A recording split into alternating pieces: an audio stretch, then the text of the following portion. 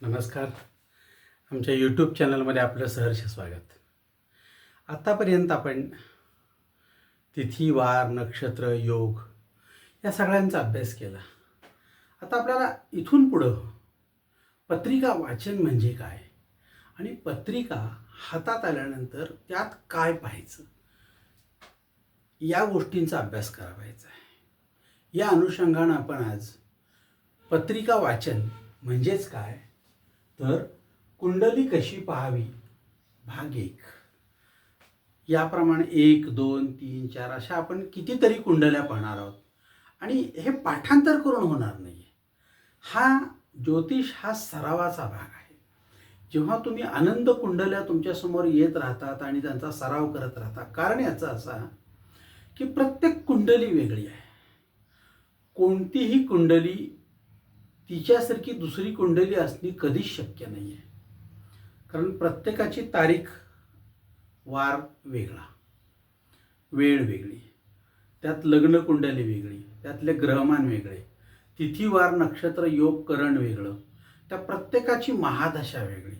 अगदी एक गोष्ट प्रामाणिकपणे कबूल करा किंवा तपासा. अगदी या क्षणाला जरी आत्ता एखाद्या घरामध्ये एक जुळं जन्मलं म्हणजे आजची 1 तारीख आहे असं माना आणि त्या दिवशीची वेळ, तर दोन्ही वेळामध्ये फक्त 1 मिनिटाचा फरक आहे. पहिलं मूल 3 वाजून 1 मिनिटाने जन्मलं आणि दुसरं 3 वाजून 2 मिनिटांनी जन्मलं, तर 2 कुंडल्या कॉम्प्युटराईज काढून बघा. तुमच्या असं लक्षात येईल दोन्ही कुंडल्या समान आहेत, सगळं समान आहे, पण त्यांच्या विषोत्तरी महादशेमध्ये किमान 3 वर्षाचा फरक असेल.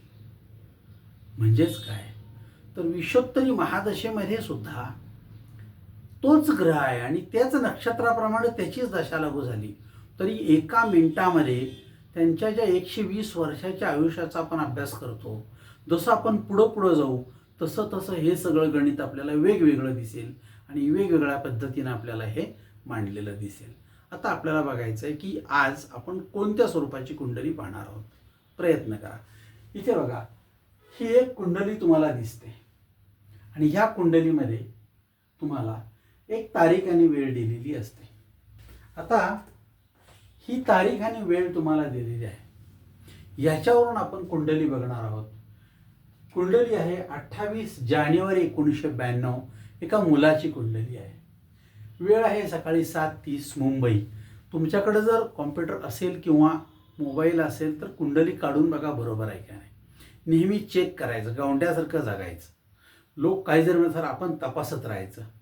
ह्या मुलाची कुंडली जेव्हा माझ्याकडे आली आणि तेव्हा त्याचा एक प्रश्न होता की माझं आता उच्च शिक्षण पूर्ण झालेलं आहे आणि मी नोकरीसाठी प्रयत्न करतोय, तर मला परदेश गमनाचे योग आहेत काय आणि असतील तर कधी आहेत.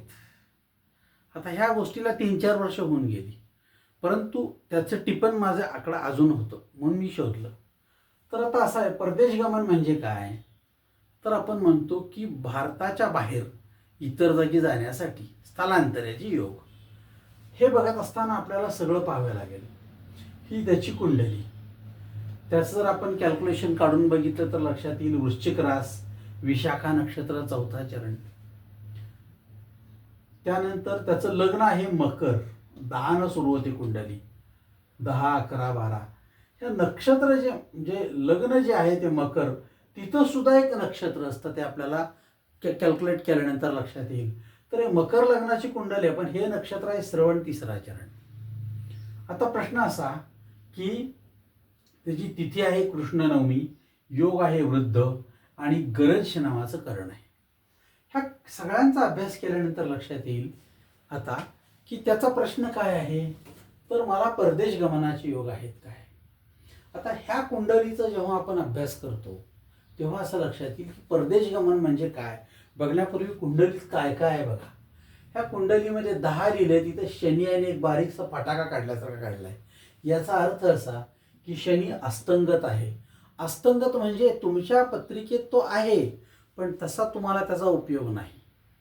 अस्तंगत म्हणजे काय, 5 वाजता जर एखाद्या घरामधून कपडे धुतले आणि वाळत टाकायला सुरुवात केली तर मी म्हणेन सूर्य आहे पण तो अस्तंगत आहे. त्यामध्ये कपडे वाळणार नाहीत, पापड वाळणार नाही, रुमाल वाळणार नाही. ऊन आहे, पण त्या उन्हामध्ये काय अर्थ नाही. त्याला अस्तंगत म्हणतात. म्हणजे आहे पण तसा आम्हाला त्याचा उपयोग नाही. असं जर असेल तर त्याला अस्तंगत असं म्हणतात. त्यानंतर इथं लक्षात येईल की राहूच्या पुढे एक बाण आहे खाली दाखवलेला. याचा अर्थ राहू नीचेचा. मग या धनुराशीमध्ये राहू आहे, परंतु तो नीचेचा. याचा अर्थ तो फळं देण्यास पात्र आहे असं नव्हे, उलट चुकीची फळं सुद्धा देऊ शकेल. त्यानंतर केतू बघितला तर तो इथं नीचेचा आहे. षष्टम स्थानामध्ये केतू नीचेचा म्हणजे बाण खाली दाखवलेला आहे. आता राहू म्हणजे काय, केतू म्हणजे काय, शनी म्हणजे काय. आता चंद्र जर बघितला तर इथं 2 बाण आहेत खाली दाखवलेले. म्हणजे एक पहिला बाण दाखवतो तो शत्रू घरात आहे, आणि दुसरा बाण दाखवतो तो नीचेचा आहे, म्हणजे फळं देण्यास पात्र नाही. असं असताना आता आपण बघणार आहोत की त्याच्या पत्रिकेचा आपण अभ्यास केल्यानंतर या पत्रिकेमध्ये मला त्याच्या प्रश्नाच्या उत्तराला न्याय देणं शक्य आहे का. प्रश्न असा आहे की परदेश गमन योग आहे का. आता परदेश गमन याबद्दल जर आपण बघितलं तर कुंडलीचा पुन्हा एकदा डोक्यात विचार करायचा की ही कुंडली मकर लग्नाची आहे. म्हणजेच काय तर 10 सुरू होते. मग मकर लग्न म्हणजे किंवा मकर रास म्हणजे काय, तर ह्या पत्रिकेच्या आपण लग्नस्थानामध्ये बघितलं तर तुमच्या असं लक्षात की लग्नस्थान म्हणजे 10. मग लग्नेश म्हणतात. या 10चा अधिपती म्हणजे शनी. तो कुठं आहे पत्रिकेमध्ये, तो त्याच घरामध्ये आहे. बरोबर आहे. म्हणजे लग्नेश प्रथम स्थानाचा अधिपती, मकर राशीचा अधिपती हा शनी लग्नीच आहे, परंतु तो अस्तंगत आहे. म्हणजे तसा त्याचा फारसा उपयोग नाही. शनी म्हणजे आनंद, लक्षात घ्या. तसा त्याचा आनंद फारसा नाही. त्यानंतर जर आपण विचार केला तर लक्षात येईल की आपल्याला जर परदेश गमन बघायचं असेल तर आपल्याला काय बघावं लागतं, तर परदेश गमन म्हणजे नवम स्थानाकडे जावं लागतं. हे 1 2 3 4 5 6 7 8 9 हॅलो 1 2 3 4 5 6 7 8 आणि हे 9 म्हणजे 6. इथं आकडा आहे 6 म्हणजे कन्या रास. नवम स्थान असं म्हणतात. नवम स्थान म्हणजे परदेश यात्रा किंवा आपण म्हणतो तीर्थयात्रा, प्रवासासाठी आपण फिरतो, ह्या सगळ्या गोष्टी नवम स्थानामध्ये येतात. आता हा जो नवम स्थानचा भाग आहे तो आपल्याला काय सांगतो, तर नवम स्थानाचा अधिपती कोण आहे, तर तो बुध. कन्या राशीचा स्वामी बुध आहे. मग हा कन्या राशीचा स्वामी बुध काय सांगतो, त्याला आपण म्हणतो की भाग्येश. ह्याला भाग्यस्थान असं म्हणतात आणि याला लाभस्थान. आता या भाग्यस्थानचा स्वामी बुध म्हणजे कन्यारास भाग्यस्थानात आहे, म्हणून भाग्येश झाला बुध. आता हा बुध कुठं आहे, तर हा दूरच्या प्रवासाचा कारकग्रह आहे. लक्षात ठेवा, नवमेश किंवा भाग्येश हा नेहमी दूरच्या प्रवासाचा कारकग्रह असतो. म्हणजे इथं दूरच्या प्रवासाचा कारकग्रह कोण आहे, बुध आहे. जर इथं रास वेगळी असती तर ग्रह वेगळा आला असता. आता हा जो बुध आहे तो दूरच्या प्रवासाचा कारक आहे. मग 12वं स्थान काय सांगतं बघा. 12व्या स्थानात तुम्हाला 5 ग्रह दिसतात. धनुरास हे 12वं स्थान. राहू, शुक्र, मंगळ, हर्षल आणि नेपच्यून असे 5 ग्रह तुम्हाला त्यात दिसतात. मग 12व्या स्थानात जर 5 ग्रह असतील तर 12व्या स्थानात हर्षल आहे. याचा अर्थ असा की 12व्या स्थानाचे मंद गतीचे सगळे ग्रह असल्यास दूरचा प्रवास निश्चित ठरतो. 12वं स्थान जे आहे त्यात मंद असले पाहिजेत. म्हणजेच काय, व्यक्तीला प्रवासासाठी भरपूर खर्च करायचा असेल तर ते ग्रह मंद स्वरूपाचे असावेत. जर ते उत्तम चांगले असतील तर माणूस चिकट असतो. मग आता इथं जर बघितलं तर हा राहू, नेपच्यून, मंगळ, शुक्र हे साधारण 5 ग्रह एकत्र पंचग्रही योग असं म्हणतात त्याला. हे मंद गतीचे ग्रह आहेत. मग दूरचा प्रवास ह्याला निश्चित आहे. मग दूरचा प्रवास निश्चित आहे तर थोडक्यात सांगायचं झाल्यास ही पत्रिका निश्चित परदेश गमन योगाची आहे. आता परदेश गमन योगाची आहे तर साधारणपणे आता यांनी विचारलंय तर तो योग कधी संभवतो. मग आता कधी संभवतो जर विचार केला तर लग्नात शनी आहे, लग्नस्थानात. मग लग्नस्थानात शनी असेल तर शनीचं वयवर्ष 30. लक्षात घ्या, शनीचं वयवर्ष 30. याचा अर्थ असा, ज्या दिवशी हा शनी इथं आला तर शनीचं वयवर्ष 30 असं काय म्हटलंय, तर शनीला एका राशीतून दुसऱ्या राशीत जाण्यासाठी 30 वर्षाचा कालावधी लागतो. म्हणजे साधारणपणे 2.5 वर्ष शनी एका राशीत राहतो.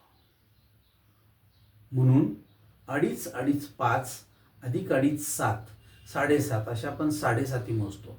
म्हणजे ह्या राशीत पुन्हा शनी येणार असेल मकर राशीतून जाऊन तर त्याला 30 वर्ष लागतात. म्हणून शनीचं वय वर्ष 30 हे परदेश गमनाचं वर्ष ठरलं जातं. मग आता ह्याच्या जर पत्रिकेचा अभ्यास केला तर ह्याची महादशा आपल्याला इथं दिसते. म्हणजे काय तर विशाखा नक्षत्राची महादशा आपण जर काढायला सुरुवात केली तर पहिली गुरुची महादशा येते, ती 16 वर्षाची असते. पण ह्याच्या पत्रिकेत विशाखा 4था चरण आहे. म्हणजे जवळजवळ 25% भाग फक्त वापरायचा शिल्लक आहे त्याच्या नक्षत्रातला आणि 75% भाग संपला. कारण पहिला, दुसरा, तिसरा चरण विशाखा नक्षत्राचा जो आहे तो तुळ राशीत येतो आणि फक्त 4था चरण हा वृश्चिक राशीत येतो.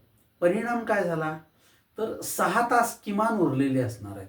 मग ह्या 16 तासातले जर आपण बघितलं तर 16च्या समान 4 भाग केले तर 4 चोक 16, सुमारे 4 वर्षे एवढीच महादशा गुरुची लागू होईल.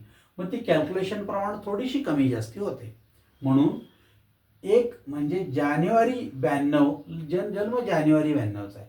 जानेवारी 92 ते 4 वर्ष म्हणजे काय 92 ते 93, 93 ते 94, 94 ते 95, 7 95 म्हणजे आता इथं 1च्या पुढं 7 आला म्हणजे 3.5 वर्ष लागली बघा. ही 3.5 वर्षापर्यंत त्याला गुरुची महादशा लागू होते. का 24 तासासाठी 16 वर्ष. तर ह्यानं जन्मल्यानंतर या व्यक्तीच्या नक्षत्र किती अनुभोगलं त्याला आपण भोग्यदशा म्हणतो आणि ती येते 3.5 वर्षाची. म्हणजे त्याचं साधारण वयवर्ष 3 असताना 3 पूर्ण झाल्यानंतर गुरुची महादशा बदलते.